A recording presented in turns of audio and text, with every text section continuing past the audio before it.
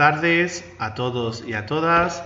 Je vous enregistre la vidéo pour pouvoir utiliser Genial.ly, apprendre un peu l'utilisation et commencer à réaliser notre projet final, une affiche, un poster digital de mi gente, puisqu'on est en train de travailler notre famille.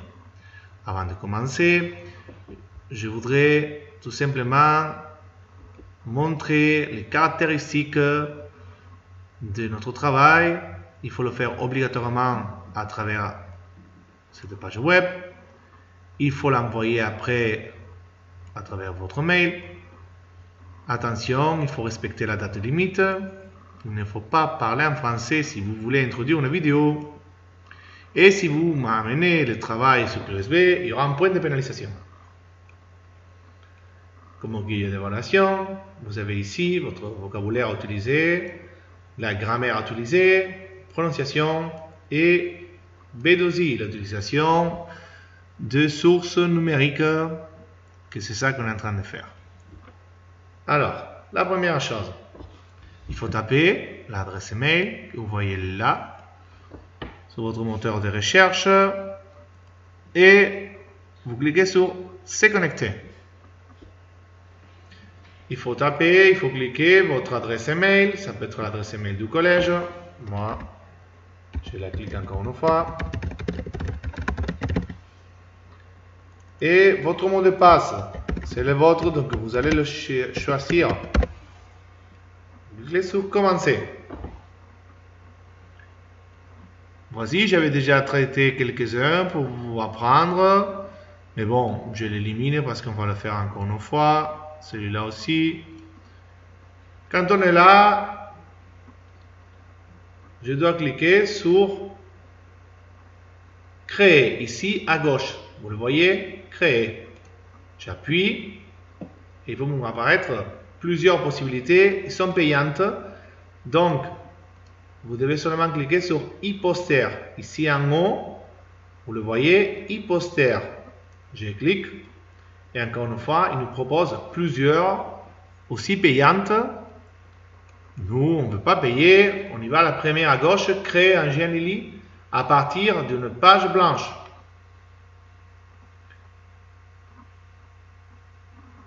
Voilà. Une fois qu'on est là, on a tous les outils pour travailler ici à gauche. Et après, une fois qu'on aura fini, on pourra le sauvegarder et après le partager et même le prévisualiser. La première chose qu'on va faire, c'est le fond. Parce que pour l'instant, il est blanc. Regardez, je peux introduire des images déjà pour notre fond. Maximum 5 mégas. Donc, il faut qu'il soit les images moins lourdes de 5 mégas. Regardez, il nous propose quand même plusieurs possibilités. Si j'adore le foot, je peux avoir le stade. Ou par exemple, celle-ci. Voilà, par exemple, je vais choisir celle-là. Après, je clique sur intégrer. Je peux intégrer aussi des vidéos. Si mes vidéos sont sur YouTube ou si mes vidéos sont sur Facebook, ou Twitter, ou Instagram. Je peux aussi intégrer des images. Allez-y, on y va. Je clique et regardez, ça c'est les images que je veux introduire. Mes images sont toujours ici, à gauche. Je clique sur images. Je clique encore une fois. Ça c'est les images que je veux introduire. On va commencer par celle-ci. Elle est là. Je dois la poser là. Et là, ça commence à charger. Vous voyez que ça tourne. L'image est en train de charger.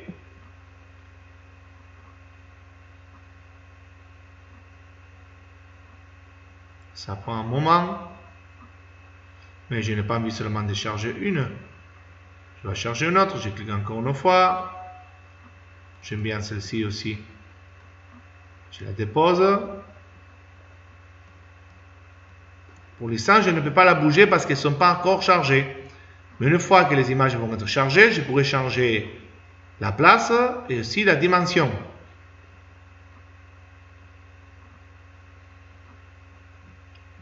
Pendant que les images chargent, je peux aussi introduire mon texte.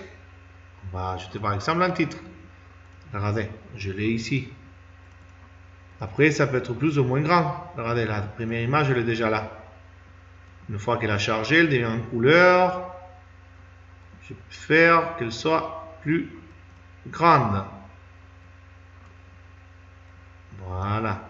Et c'est là, par exemple, on va la placer ici. On a notre titre. Je peux aussi l'agrandir.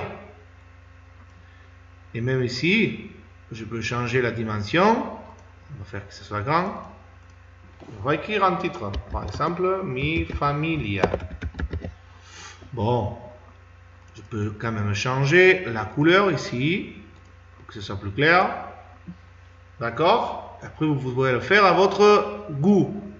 On change ici le type de lettres. Une fois que j'ai mes images, je peux aussi introduire des animations. Quel type? Vous allez le voir, il y a beaucoup de types, il y a des effets, il y a énormément, même des choses interactives. Par exemple, allez-y, cette animation, je la prends, je l'amène là. C'est une animation, donc mon affiche, elle est déjà interactive. Si j'appuie, je peux même le changer. Si je peux faire aussi un lien. Mais bon, je vais vous montrer. Celle-là, je peux faire un autre type d'interactivité. Pourquoi pas celle-ci? Allez-y, je le mets là. Ça me montre tout type d'interactivité. Par rapport à la vidéo, on peut intégrer une vidéo.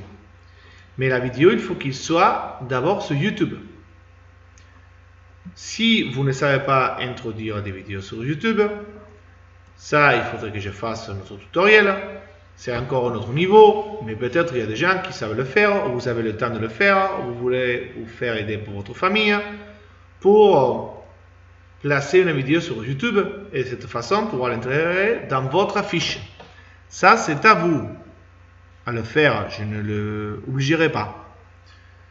Donc imaginez, une fois que vous l'avez sur YouTube, il faudra écrire ici les liens.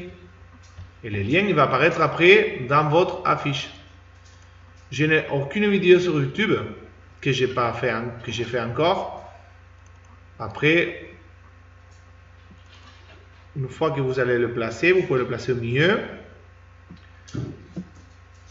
Et on peut après prévisualiser votre affiche. Il faut donner un titre.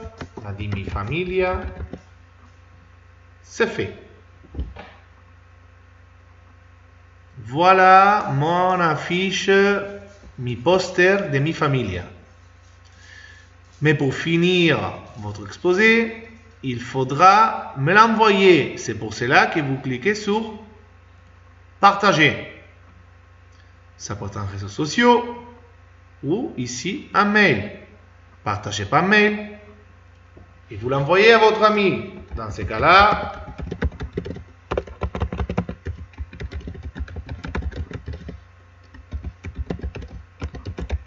mon adresse email.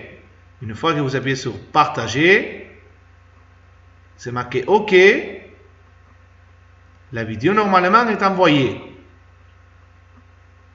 On va vérifier.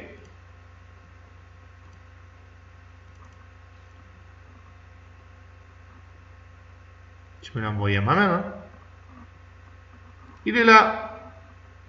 Génial. Vous voulez quelque chose de réellement hallucinant? Je pourrais vérifier votre affiche digitale. Voilà, j'espère que ça va vous aider, que vous n'aurez pas de problème. De toute façon, la vidéo, qu'elle est intéressante, il faut d'abord la poster sur YouTube. Si vous avez le temps, vous pouvez le faire, sinon ce n'est pas obligatoire. Voilà, passez de buenas vacances, felices fiestas y nos vemos en 2018. Adiós.